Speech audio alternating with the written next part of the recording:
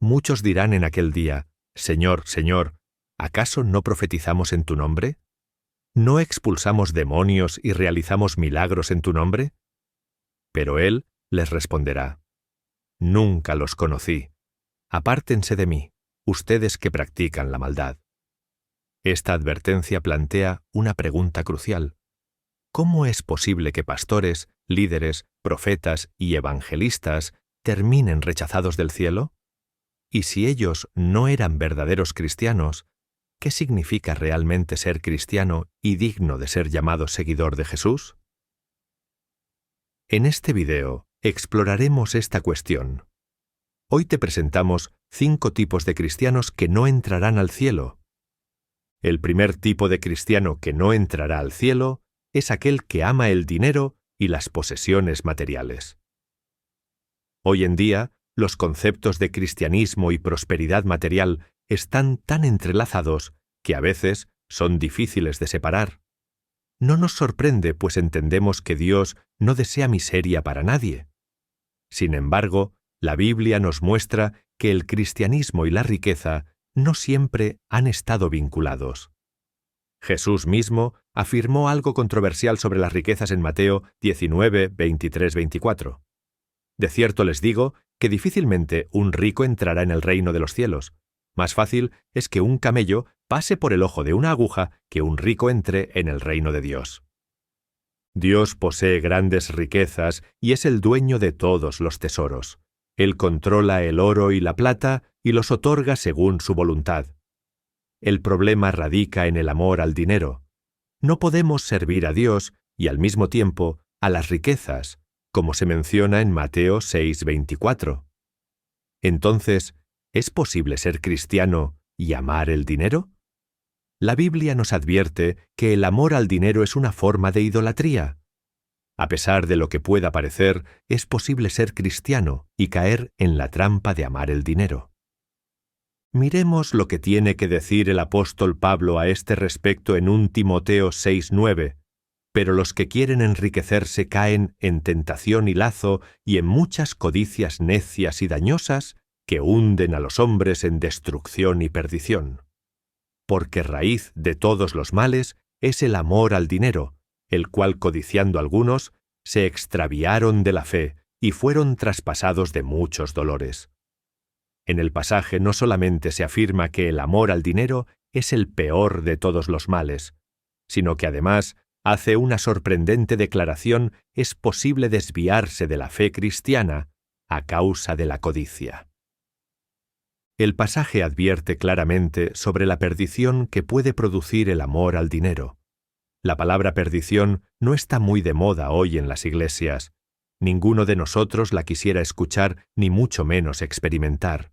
Pero desafortunadamente, nadie está exento de experimentarla si empieza a correr detrás del dinero. Lo triste de todo esto es que el evangelio que se está predicando hoy en día es en muchos casos idolátrico. Los mismos líderes que deberían guiar a las ovejas por el camino de la verdad y de la vida eterna se están encargando, a través de la malinterpretada doctrina de la prosperidad, de sembrar en los creyentes la codicia y el amor por las cosas materiales. Tal vez te estés preguntando cómo debe entonces un verdadero cristiano mirar el dinero. La respuesta es bastante sencilla. Debemos mirar el dinero de la misma forma como Cristo lo miraba. Miremos solo 3 pasajes donde Cristo expresa su voluntad a este respecto. Mateo 6:25, no os afanéis por vuestra vida, qué habéis de comer o qué habéis de beber, ni por vuestro cuerpo, qué habéis de vestir. Lucas 16:13, no podéis servir a Dios y a las riquezas. Mateo 6:33, mas buscad primeramente el reino de Dios y su justicia, y todas estas cosas os serán añadidas.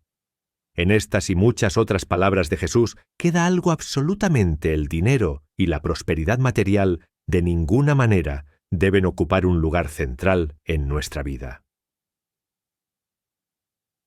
Lo que un hijo de Dios debe buscar primordialmente es agradar a su Padre a través del amor y la justicia, sabiendo que su Padre nunca lo dejará ni le desamparará. Un verdadero hijo de Dios no se afana por conseguir riquezas. Él sabe que Dios puede darlas cuando lo desee, de acuerdo a sus propósitos eternos y perfectos en Cristo Jesús. Segundo cristiano que no entrará al cielo, un cristiano que no sabe perdonar las ofensas de los demás. Este es probablemente el pecado más cometido por el pueblo cristiano el día de hoy y el más grave de acuerdo a la Biblia. Miremos lo que Jesús tiene que decir al respecto. Mateo 6, 14, 15. Porque si perdonáis a los hombres sus ofensas, os perdonará también a vosotros vuestro Padre Celestial, mas si no perdonáis a los hombres sus ofensas, tampoco vuestro Padre os perdonará vuestras ofensas. ¿Notaste lo contundente que es Jesús con esta afirmación? Mas si no perdonáis a los hombres sus ofensas, tampoco vuestro Padre os perdonará vuestras ofensas. El perdón es la esencia del Evangelio. Una persona que no comprende de cuántos pecados ha sido perdonado, no podrá perdonar a quienes le ofenden cada día. Debemos aprender a perdonar a quienes cada día nos ofenden y nos causan dolor. Este es definitivamente uno de los ejercicios más difíciles y dolorosos de la vida cristiana, pero es un ejercicio absolutamente necesario en la formación de nuestro carácter. Si nuestro Señor Jesucristo, con todo y que fue herido, abofeteado, golpeado, traspasado, acusado injustamente y desnudado en público, pudo decir: Padre, perdónalos porque no saben lo que hacen, porque nosotros no podemos hacer lo mismo con quienes nos ofenden cada día en formas mucho menos graves que esta? Una sola cosa es, si no perdonamos a quienes nos ofenden, Dios no perdonará nuestras ofensas. Y si Dios no perdona nuestras ofensas, de ninguna manera entraremos al cielo. Tercer cristiano que no entrará al cielo, un cristiano que se preocupa más por agradar al mundo que a Dios. Miremos lo que Santiago 4:4 tiene que decir a este respecto: oh almas adúlteras. ¿No sabéis que la amistad del mundo es enemistad contra Dios? Cualquiera, pues, que quiera ser amigo del mundo, se constituye enemigo de Dios. Este pasaje, por supuesto, no significa que no podamos tener amistades del mundo o que no podamos compartir de vez en cuando con los incrédulos o con aquellos que no comparten nuestra fe. Jesús era amigo de muchos hombres pecadores e incluso fue juzgado por comer y beber con los pecadores.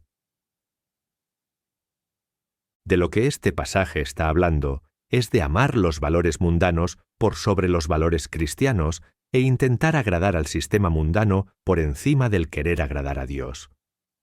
Lo extraordinario de este pasaje es la expresión volverse enemigo de Dios.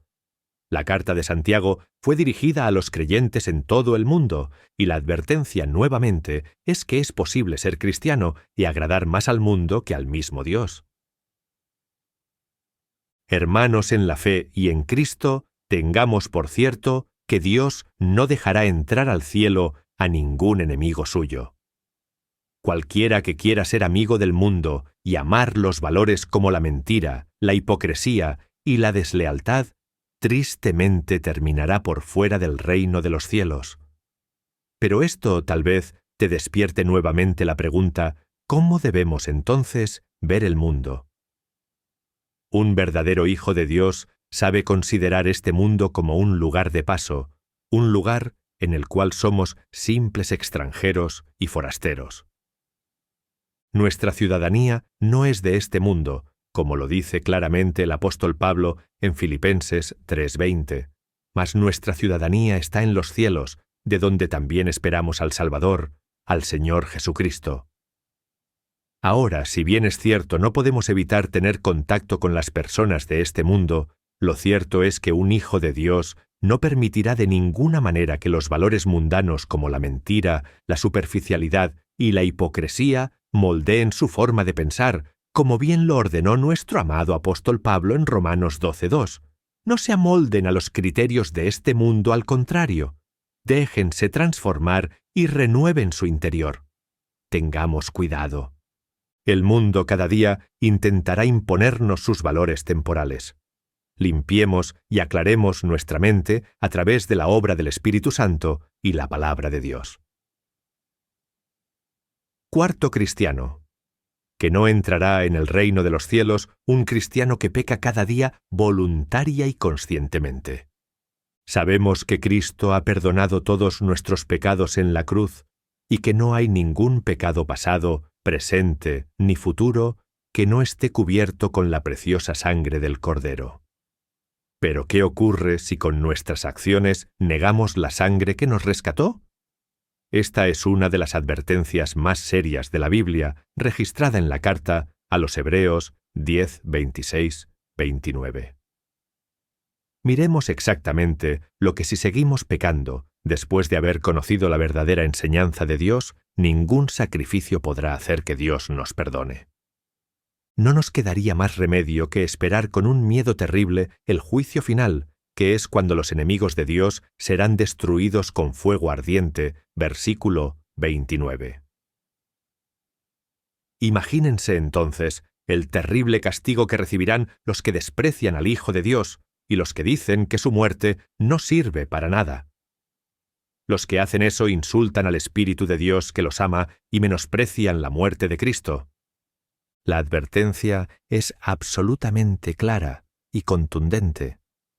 Una persona que después de haber conocido a Cristo y haber sido limpiado con su preciosa sangre y decide seguir su antigua forma de vida, está afirmando implícitamente con sus hechos que la sangre de Cristo, que lo ha purificado de sus pecados, no tiene ningún valor. ¿Comprendes la gravedad del asunto? Pero lo realmente grave de este asunto es que el versículo 17 dice claramente que ya no queda ningún sacrificio por sus pecados. Cristo murió de una vez por todas para perdonar todos nuestros pecados. El sacrificio de Cristo no puede volver a ser realizado. Si una persona niega con sus hechos el precioso valor de la sangre de Cristo, simplemente no tendrá entrada en el cielo. ¿Cómo debe entonces un hijo de Dios ver el pecado? El pecado es algo que puede ocurrir en cualquier momento en nuestra vida. Absolutamente nadie está exento de pecar y ofender a nuestro Padre. Pero un verdadero hijo de Dios sabe reconocer inmediatamente cuando ha pecado. Llorará inmediatamente después de pecar, pidiendo a nuestro Padre que nos perdone, y Él misericordiosamente nos perdonará y nos limpiará de toda maldad. Como lo dice la carta de 1 Juan 1:9, si confesamos nuestros pecados, Él es fiel y justo para perdonarnos los pecados y para limpiarnos de toda maldad. Pero si el pecado se vuelve el estilo de vida de un cristiano, sin que esto le represente ningún dolor ni arrepentimiento, su destino con toda seguridad no será el cielo. Quinto cristiano. Que no entrará al cielo un cristiano tibio, que confía más en sí mismo que en la salvación que Cristo le ofrece. La clara advertencia se encuentra en Apocalipsis 34:16. Yo conozco tus obras, que ni eres frío ni caliente. Ojalá fueses frío o caliente, pero por cuanto eres tibio y no frío ni caliente, te vomitaré de mi boca. Muchos, quizás, se pregunten qué significa exactamente la palabra ser tibio. Se refiere nada más y nada menos a un cristiano que ha empezado a confiar más en sí mismo que en Cristo, un cristiano que ha empezado a pensar que sus pertenencias físicas son más valiosas que los tesoros y dones espirituales que Dios le ofrece. Miremos el verso 16, porque tú yo soy rico y me he enriquecido, y de ninguna cosa tengo necesidad, y no sabes que tú eres un desventurado, miserable, pobre, ciego y desnudo. El pasaje es una reprensión directa a todos aquellos que confían en su dinero, en sus posesiones, y creen que una vez han alcanzado cierto grado de prosperidad material en la tierra, ya no tienen nada más por lo cual esforzarse día por día. Ten cuidado. La vida cristiana no consiste en cuánto dinero poseamos en esta tierra, ni cuántas propiedades materiales lleguemos a tener, sino en esforzarse cada día por seguir a Cristo, siguiendo sus enseñanzas, renunciando a nuestro egoísmo y prepotencia. Pero nuevamente, hay una advertencia bastante seria: para este tipo de cristianos, yo los vomitaré de mi boca. El pasaje claramente no necesita mayor explicación. Un cristiano que ha sido vomitado de la boca de Dios, de ninguna manera entrará al cielo. Recordemos las gloriosas palabras registradas en la primera carta de Juan 2:6, el que dice que permanece en él, debe andar como él anduvo.